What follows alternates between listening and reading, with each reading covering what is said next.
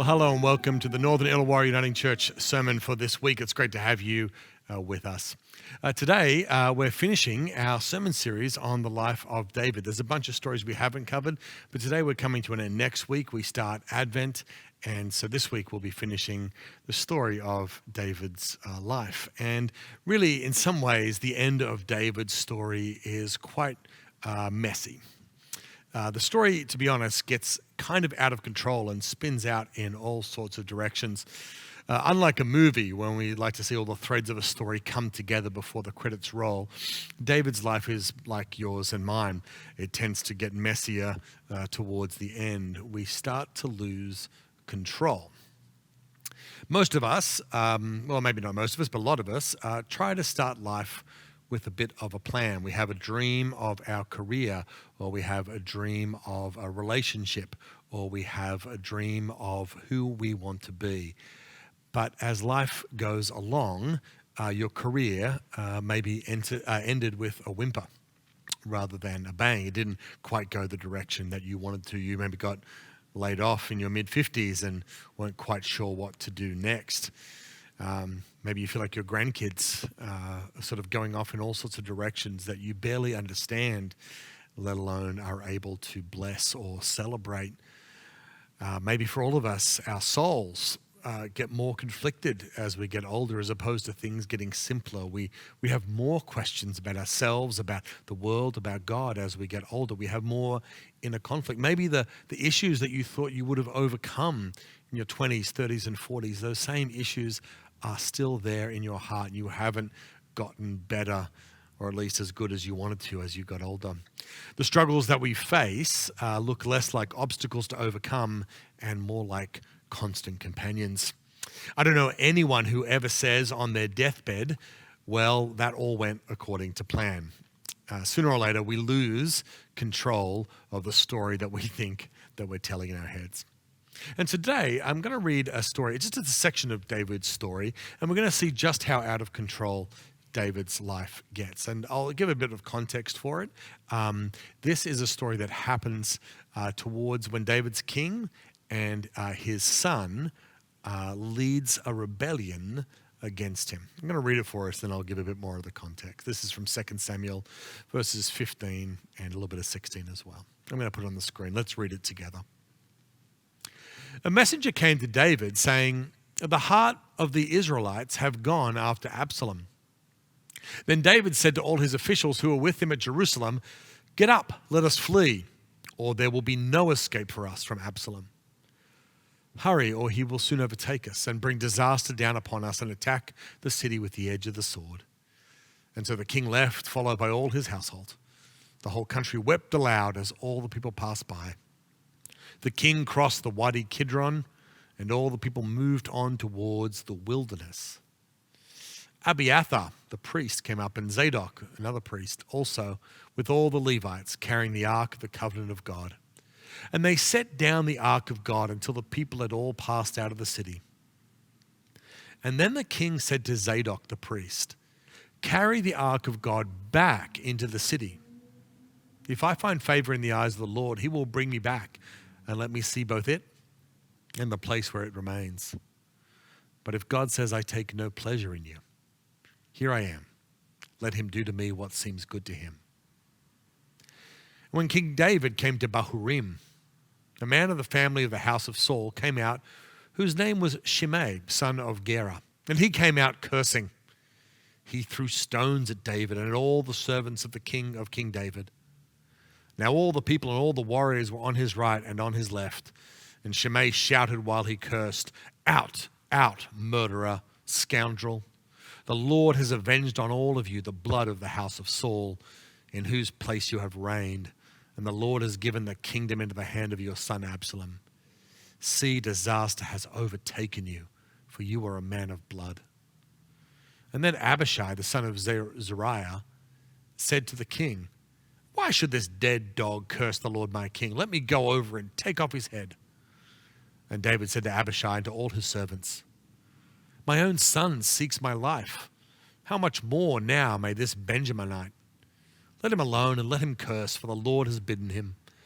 It may be that the Lord will look on my distress and the Lord will repay me with his good for this cursing of me today." And so David and his men went on the road, while Shimei went along the hillside opposite him, cursed as he went, throwing stones and flinging dust at him.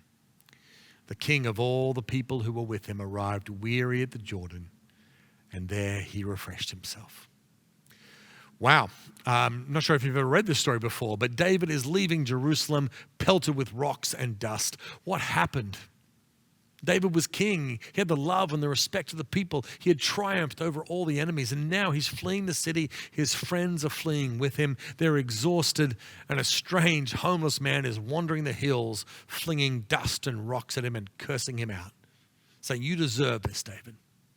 You can almost imagine David looking up at the camera and saying, "I bet you wondered how I ended up here." Well, it's complicated, but David, I think, in many ways ended up here because he gave up control. You get a sense in the last few chapters of David's life that he's tired.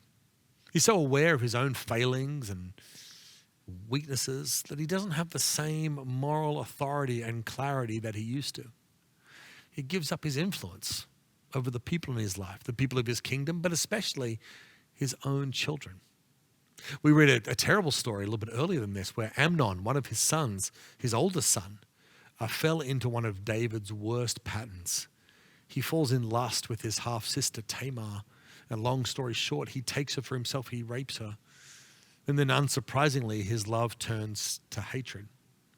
He refused to do the right thing as his culture dictated, and he does not marry her. And David obviously is furious at this behavior, but he doesn't do anything. Perhaps David is so aware of the fact that he's made similar mistakes in his own life that he can't sit in judgment. Again, he doesn't have the same moral authority he used to. David's not paying attention, or David's not doing anything, but someone is paying attention. Absalom, David's other son, perhaps David's favorite son. Absalom, he is Tamar's full brother, and he takes Tamar in and cares for her, and he is furious. Unlike David, he plans to do something about it. And so a couple of years pass, and after the scandal has died down and Amnon thinks he is safe, Absalom hosts a birthday party and invites all the king's sons. And when everyone is super drunk, Absalom rises up and kills Amnon in front of everyone. The brother killing brother. David's son kills David's son. Now, needless to say, this creates a tension in the relationship between David and Absalom. David admired and respected Absalom. Maybe he even admires what he does, punishing Amnon. But he doesn't trust Absalom.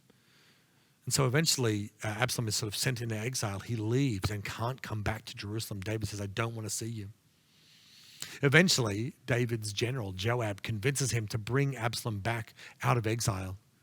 So Absalom comes back to the city, but even then, they're not reconciled. David and Absalom do that thing that fathers and sons, parents and children often do. They have a cordial relationship, but they never really speak. Absalom longs for a relationship with his father. For 2 years, he keeps sending messages to David saying, "Please let me come and see you." He even asks David's general, Joab, if he can speak to the king on his behalf, but Joab won't even return his messages. And a crazy part of the story, Absalom burns down Joab's fields. And Joab comes to him and says, why do you burn down my farm? And Absalom says, "I'm trying to get your attention. I just want to speak to my father." Now, I think it's obvious here that these are not emotionally healthy people. Eventually, Absalom begins a plot to overthrow David and take the throne for himself. And so to do this, Absalom sits at the gate of the city and offers legal rulings, guidance to people who can't get in to see David. He starts a whisper campaign against David, saying that he would be a better king. He even gets royal robes, dresses like a king, and rides a chariot through town just to start to test out the idea of how people would respond to him as king. And he even creates, this is true, a fake news network. He has people ready to run through the town criers, to cry out, "Absalom is king." And this shadow campaign works. Young, energetic, good-looking man of the people versus the old, tired, compromised king in the palace. It's no contest. Eventually, Absalom makes his move. He takes over, and David has to get up and flee into the wilderness, back into the wilderness, as we read in our reading.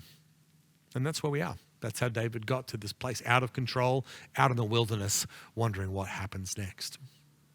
Now, we tell these old Bible stories feel so alien to us, but I think we can make a connection, right?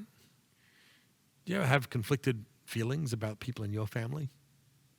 Do you ever want to reconcile with people in your life but aren't sure how and don't know what to say? Have you ever gotten or maybe given the silent treatment for so long it drove you crazy?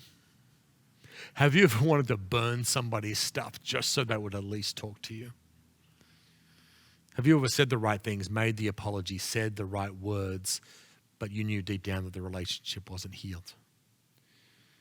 Have you ever worried that you've neglected a relationship for so long that it may be now impossible to restore? You should read the Bible more often. You'd feel better. People there are struggling with exactly the same things. David has lost control in his life partly because he's neglected his relationships. Now, perhaps some of you know the rest of the story. David fights back and he defeats Absalom. He wins back the kingdom. But even in that moment, he cannot control the outcome. He wants to restore a relationship with Absalom. He still hopes that he can defeat Absalom and bring him back as a son. He asks his soldiers to spare Absalom when they fight, but they do not. His son, whom he loves, dies violently. David, even with his power and might and strategy, he can't control the outcome. David retakes control. But we are never fully in control, and David realizes this. He cries out the famous phrase, "Oh, Absalom, oh, Absalom." He's grieving because even though he's taking control of the kingdom, he can't control the deepest relationships in his life. And so as David is fleeing from the city before all this, he accepts the moment that we see in the story. A man named Shimei, who probably was a servant of Saul, starts flinging dust and rocks at him, and the people who resented him take the opportunity to abuse and mock him. David is being pelted with rocks and dust, and he says to himself, this is probably what I deserve. He's not wrong. I probably deserve the curses that Shimei is throwing at me. So that's the story. I mean, there's a few other things that happen later in David's life, but really not much. This is kind of the end of David's story. So what do we do with all of this? It's hardly a great Sunday school story. It's hard to imagine what the felt board would look like with the different characters from the Bible look like in this moment. But here's a couple of things that I think about when I read this story. The first is that it's possible to have a messy, out of control life, like David does. A bloody, batty, badly managed basket case of a story, and still have a relationship with God. God does not need a neat outcome to work in your life or in mine. There is not one divorce or one abortion, one out of control temper tantrum, one doubt, one blasphemy, one bad decision, one act of betrayal that God has not seen before. All of these things have consequences, to be sure, but they are not the end of a relationship with God, ever. You see, that's what it is with God. It's a relationship. It's possible to desperately try and control your story and fail, and still have a relationship with God. We see this in David's life all the time. He makes mistake after mistake. He suffers crisis after crisis, and he still turns back to God and finds the open arms of welcome. It's possible, and some of you maybe need to hear this today. It's possible to see your life spiral out of control and still have a relationship with God. Not only is it possible, it is essential to know this. You don't have to have a good resume to be in relationship with God. He loves us. That's what David's wisdom is. He can see that despite all his mistakes, all of his pain, nothing ever means that God has given up on him. How do we do that? How do we choose that? Well, there's a moment in the story that we read that I want to just examine a bit more closely, because I think it unpacks how we respond to God when our lives are spinning out of control. there's one moment when David really gets it. For all the mistakes that he makes, one thing that he gets really right. When David was fleeing the city, when all of his palace were escaping, when everything felt most out of control, we read that Abiathar and Zadok, two priests that worked for David, they brought along the Ark of the Covenant. We've talked about this before. The Ark of the Covenant is where the Ten Commandments were kept. There was a deep sense in which the presence of God was wherever the Ark of the Covenant was. And David had worked really hard to bring it into the city to establish God at the center of their community. The Ark was the symbol of God's power. And politically speaking, if David had the Ark, he probably could have gathered the allegiance of all God-fearing people. He could have said he had the seal of God's approval on his actions. He had the Ark. Absalom did not. To have the Ark was to make it look as though God was on his side. In the eyes of the people, it would make his story God's story. But here's the thing. For David, God was never a prop or a tool. He never tried to control God, even when he felt like his life was out of control. God was always sovereign, always king, always a free person, a person who he could have a relationship with, never an idol or a tool that he could control. Listen to what David says when he speaks to the priests. We'll put it up on the screen here again. Carry the ark of God back into the city. If I find favor in the eyes of the Lord, he will bring me back and let me see both it and his dwelling place, the temple. But if God says, I have no pleasure in you, behold, here I am. Let him do to me what seems good to him. Let him do to me what seems good to him. David refuses, even when his life is spilling out of control, refuses to try and take back control from God. He knows that his only hope, no matter how his story goes, is that God has his way. David looks at his life and says, I would rather God be in control than me be in control. You see it in the way that he deals with Shimei, the guy flinging rocks and dust as well. Some of David's soldiers want to go and cut off Shimei's head, but David says, no. God may be directing him to do this. I may need to hear this criticism. I'm going to trust that God will sort it out. David has several chances to grab the reins back and grab some kind of semblance of control, but he doesn't. In the midst of all of the nonsense going on, David finds the wisdom to say, not my will, but yours be done. Friends, this is the message that Jesus teaches us, to trust in God, even when we feel out of control. God is working in all the out of control moments to bring out a better outcome than we could imagine for ourselves. Not my will, but yours be done. We need to learn to say this, not because it's just the right thing, although it is the true thing to say. It's the more healing way to live a life. To acknowledge in those moments when we lose control of our kids or of our grandkids or our career or our health, to acknowledge that although we would love things to go a different way, we will trust that God is working out something that we don't fully understand. To resist the temptation to grab back control, to control our kids through money or inheritance, to control our body through idolatrous physical perfection, to do all these things to try and take control back instead of acknowledging that God is the one who finally and always is the one who holds us. It's true.